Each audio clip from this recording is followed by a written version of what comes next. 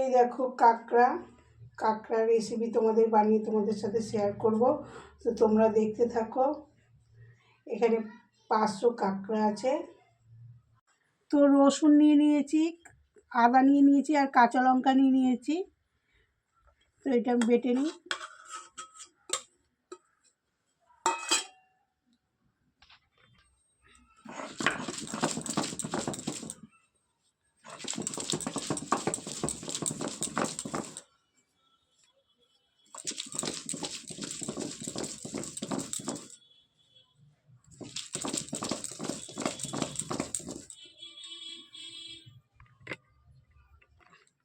তো মশলাটা দেখো বাটা হয়ে গেল।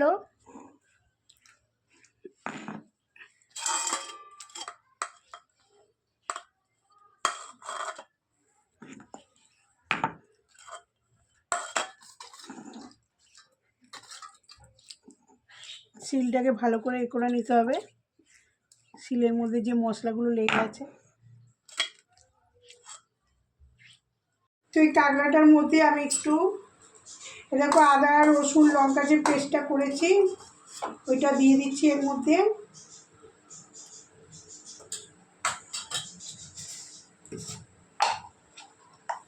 নুন দিয়ে দিচ্ছি একটু, ধনে গুঁড়ো 1 চামচ দিয়ে দিচ্ছি,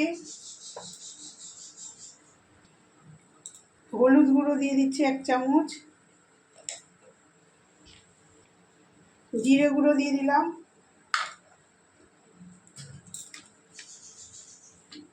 সাদা তেল দিয়ে দিচ্ছি। দিয়ে ভালো করে ম্যারিনেট করে নিতে হবে এটা, যাতে সব মশলাগুলো এর মধ্যে লাগে। আর দেখেছো এর মধ্যে ডিম আছে, হলুদ হলুদ যে দেখছো কাঁকড়ার মধ্যে ডিম, এগুলো এই দেখো সবেতেই আছে।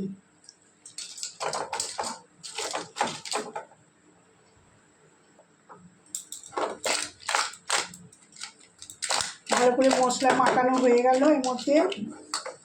এটাকে আমি 5-10 মিনিট চাপা দিয়ে ঢাকা দিয়ে রেখে দেবো। ঢাকা দিয়ে রেখে দিলাম 5-10 মিনিট।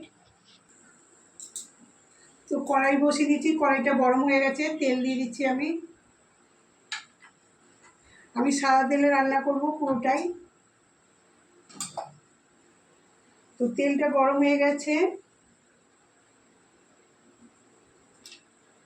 তারপর তেজপাতা দিয়ে দিচ্ছি, দারচিনি লবঙ্গ এলাচও দিয়ে দিচ্ছি এর মধ্যে।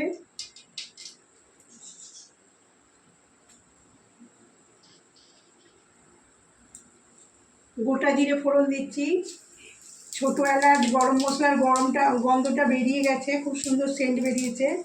তো এই দেখো এই পেঁয়াজ দিয়ে দিচ্ছি আমি, পেঁয়াজ কুচিগুলো।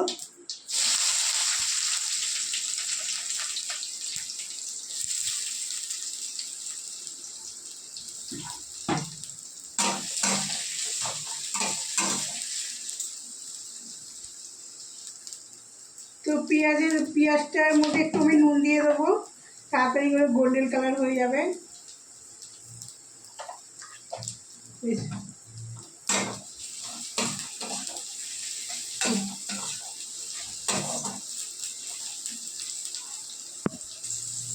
দেখো পেঁয়াজটা ভাজা ভাজা হয়ে গেছে। এবার আমি টমেটো দিয়ে দেবো, দুটো বড় বড় দেখে টমেটো আছে, টমেটো কুচি।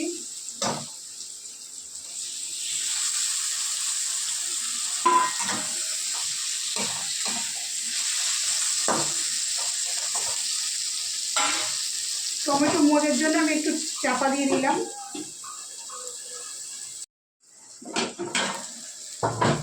তো দেখো টমেটোগুলো মজে গেছে।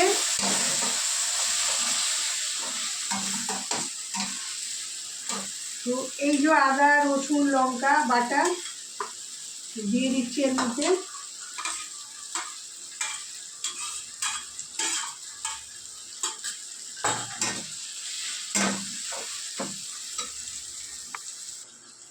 হলুদ গুঁড়ো দিচ্ছি,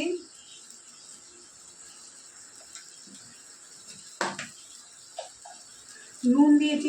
এর আগে পেঁয়াজ ভাজাতে নুন দিয়েছি, ওর জন্য আমি অল্প করে নুন দিচ্ছি এর মধ্যে।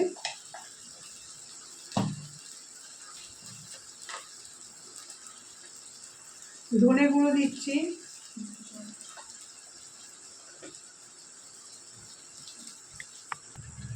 তো জিরে গুঁড়ো দিচ্ছি। তো একটু মশলার জল দেবো যাতে তলায় না লেগে যায়।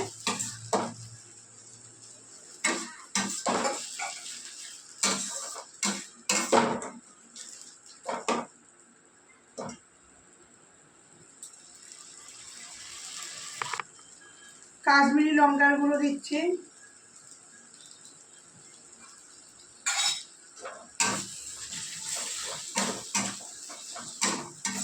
খুব সুন্দর কিন্তু গন্ধ বেরিয়েছে মশলাটা দিয়ে।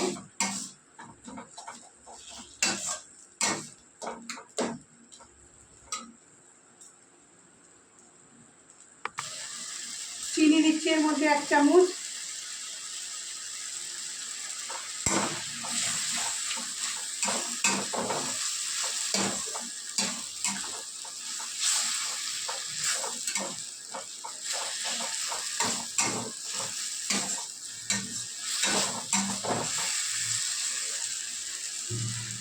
দেখতে পাচ্ছ তেলটা আস্তে আস্তে পুরো ছেড়ে দিয়েছে।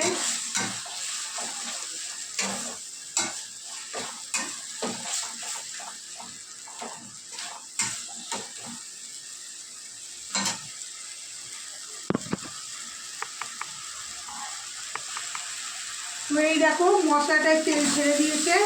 এবার আমি কাঁকড়াগুলো দিয়ে দেবো এর মধ্যে।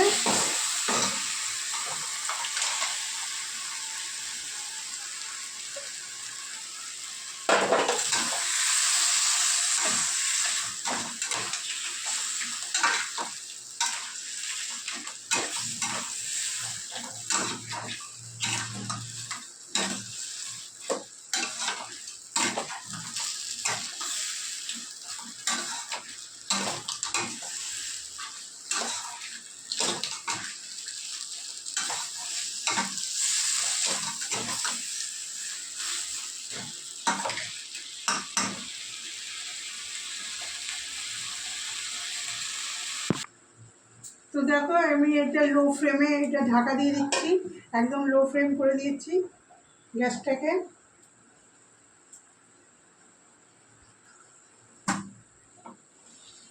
তো দেখো মশলাগুলো পুরো একটুখানি একদম কষানো হয়ে গেছে। আর দেখো কাঁকড়ার গায়ে লাল লাল হয়ে গেছে। তো আমি এর মধ্যে গরম জল দেবো।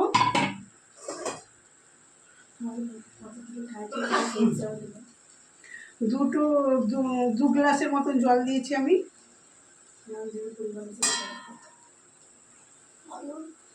তোমরা তোমাদের পরিমাণ হিসাবে বুঝে দেবে।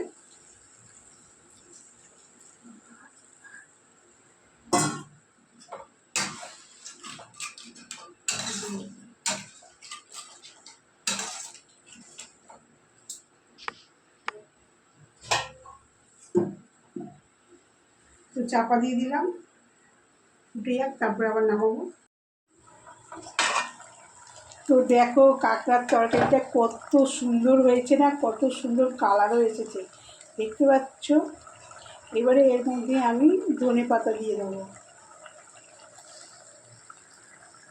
তো এর মধ্যে আমি একটু গরম মশলা গুঁড়ো দিয়ে দিচ্ছি।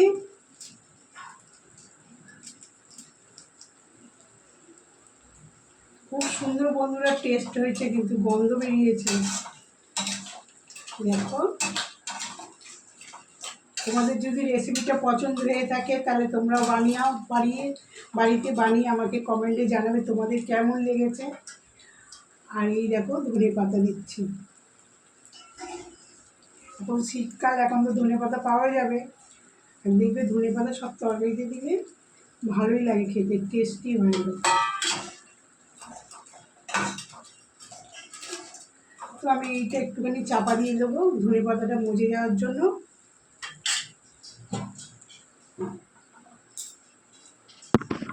তো দেখো মজে গেছে, এবারে নামিয়ে দেবো আমি। কালারটা কত সুন্দর এসছে না, খেতেও অনেক টেস্টি হয়েছে, গন্ধতেই ভালো বোঝা যাচ্ছে। তো বন্ধুরা আজকে এই ভিডিওটা এখানেই শেষ করছি। কালকে আবার নতুন রান্না বা ব্লগ নিয়ে চলে আসব। তো তোমরা ভালো থাকবে, সুস্থ থাকবে, আমাকে সাপোর্ট করবে। আমার ভিডিও যদি ভালো লেগে থাকে তাহলে একটা অবশ্যই কমেন্ট করবে। তো রাখছি এখানেই, টাটা।